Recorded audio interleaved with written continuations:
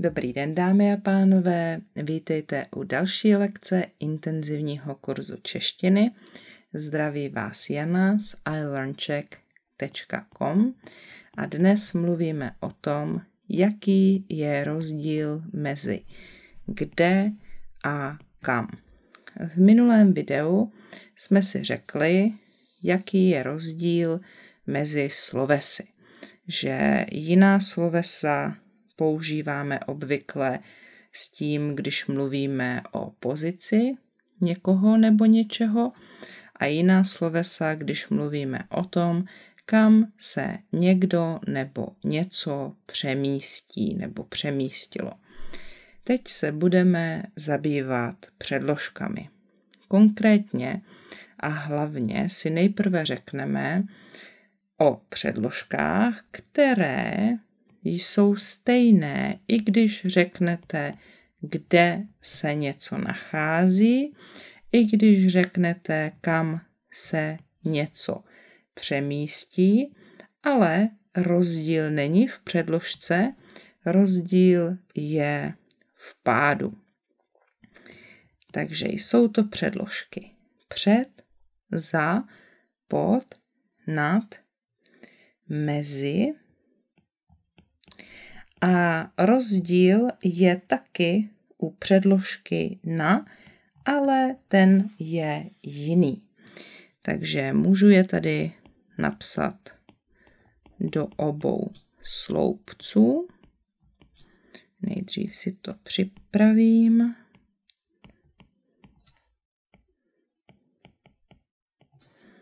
A hned si řekneme, jaký je rozdíl.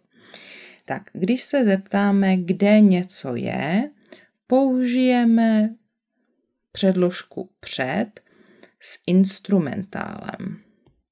To je 7. pád, to znamená kým, čím. Ale když řekneme, kam se něco přemístí nebo přemístilo, tak to nebude s instrumentálem, ale bude to s akuzativem. To znamená před koho co. Řekneme si nějaký příklad. Například před televizí je gauč. Takže kde je gauč před kým čím? 7. pád před televizí. Ale dáme gauč před televizi. No, tady je taky jiný pořádek slov, ale to není tak důležité. Můžeme taky říct, gauč je před televizí, anebo můžeme říct před televizi dáme gauč.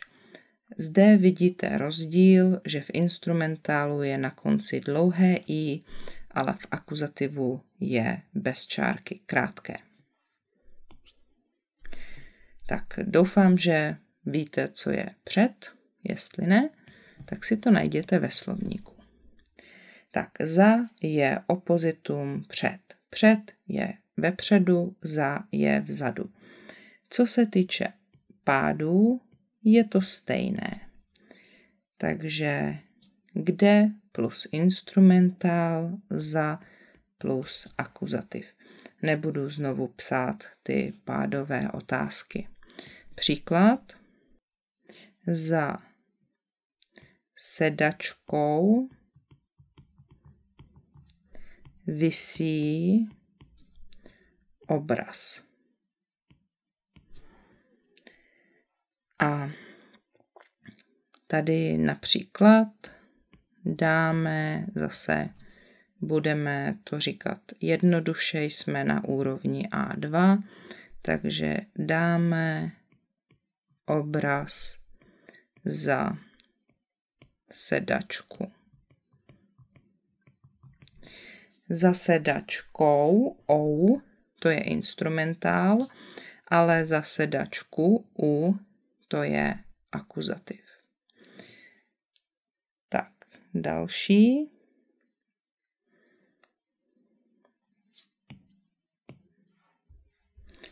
Stejný systém nebo stejná pravidla. Pod kým čím, kde, pod koho co je kam. Takže koberec je pod stolem. A můžeme použít jiné sloveso. Položíme koberec pod stůl. Takže pod kým čím, pod stolem, pod koho co, pod stůl. Nad, to je jako nahoře, pod, to je dole. Takže stejně. Nad křeslem visí hodiny. A kam? Například hodiny dáme nad křeslo.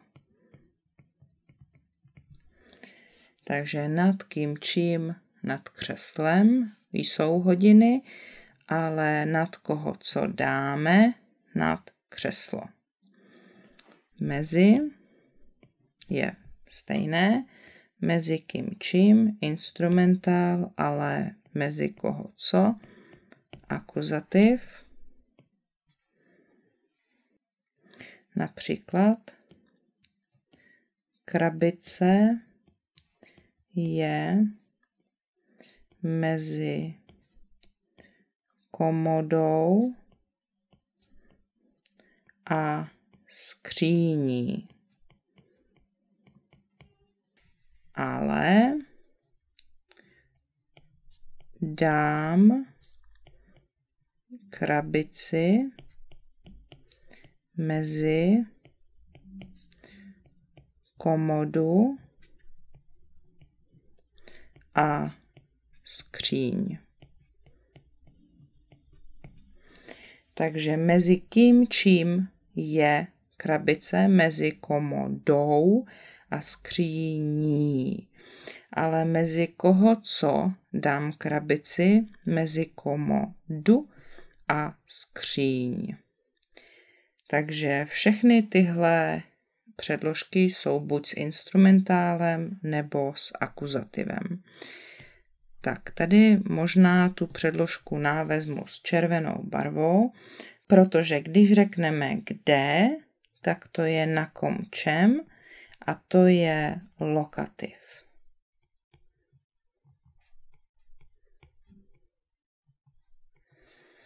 Ale když řekneme kam, tak je to taky s akuzativem, takže na koho co.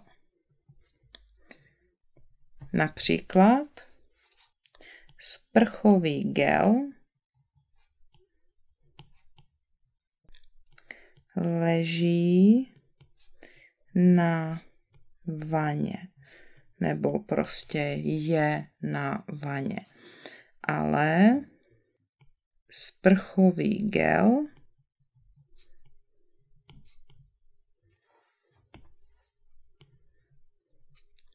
patří kam?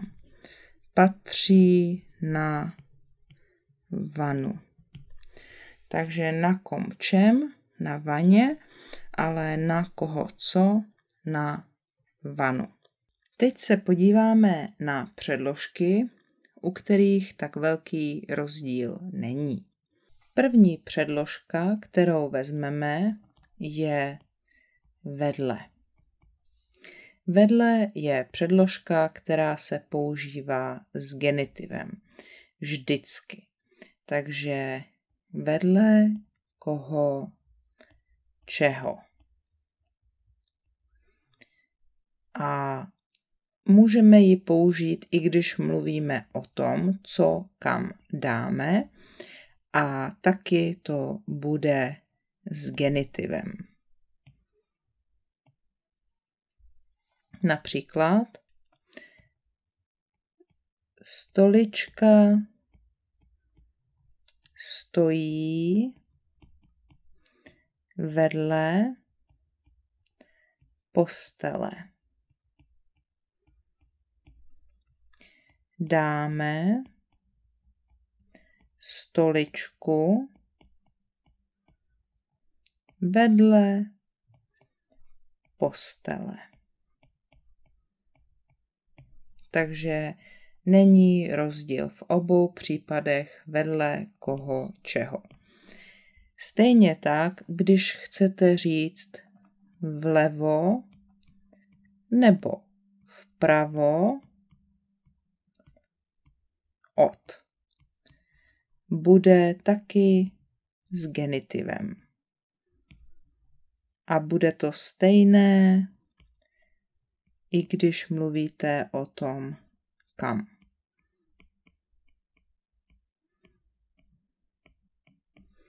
Plus genitiv. Od je vždycky s genitivem. Koho, čeho. Takže například kniha leží vlevo od počítače. Položím knihu vlevo od počítače. Takže kde, kam je stejné. A teď si řekneme ještě dva páry předložek, které nejsou stejné. Za prvé předložka u. U se používá s genitivem. Už jsme řekli u koho čeho. Řekneme si nějaký příklad.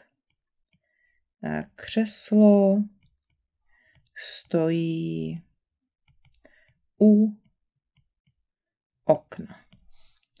Ale když chceme říct kam dáme křeslo, tak neřekneme u, ale musíme použít jinou předložku a to bude k.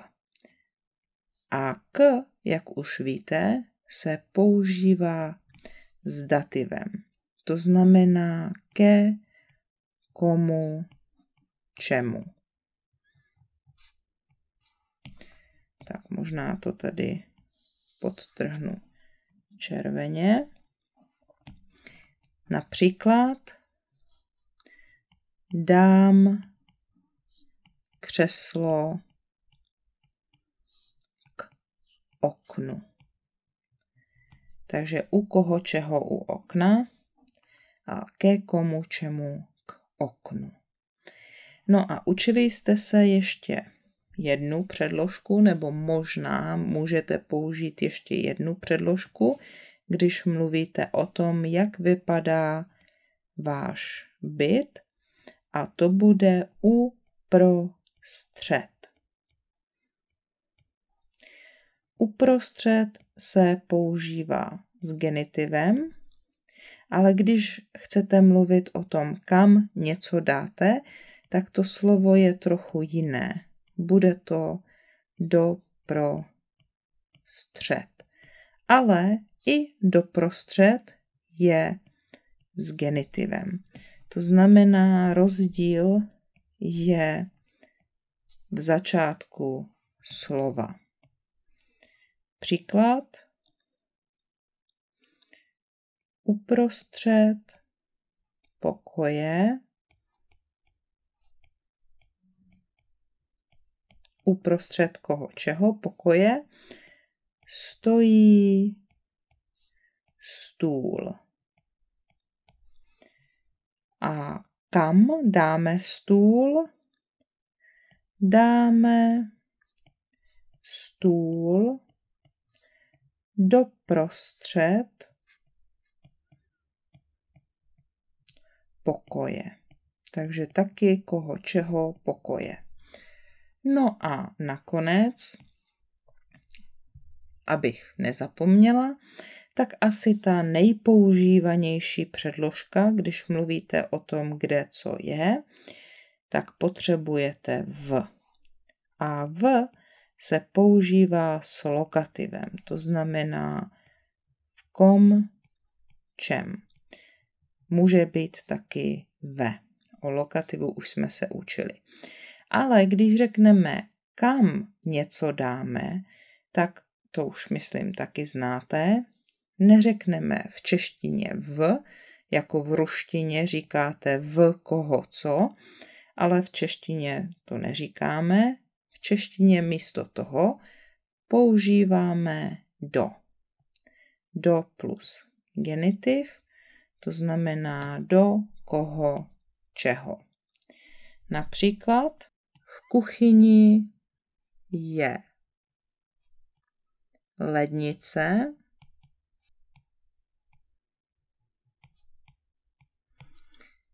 a lednice patří, to znamená její místo je, má tam být, patří kam? Patří do kuchyně. Takže v kom čem? V kuchyni, ale do koho čeho? Do kuchyně. Tak to je všechno. Takže tady můžete vidět, které předložky můžete používat, když mluvíte o tom, kde co je, kde se co nachází, a když mluvíte o tom, kam co dáte, kam co položíte, a nebo kam co patří. Doufám, že se vám tohle video líbilo, že pro vás bylo užitečné. Jestli ano, prosím, dejte like, sdílejte, přihlaste se k odběru novinek na mém kanálu a taky budu moc ráda, když mě podpoříte jako patroni na Patreonu nebo mi pošlete peníze přes PayPal, odkaz najdete u videa, a nebo mi můžete dát super thanks. Děkuji moc. Naschledanou.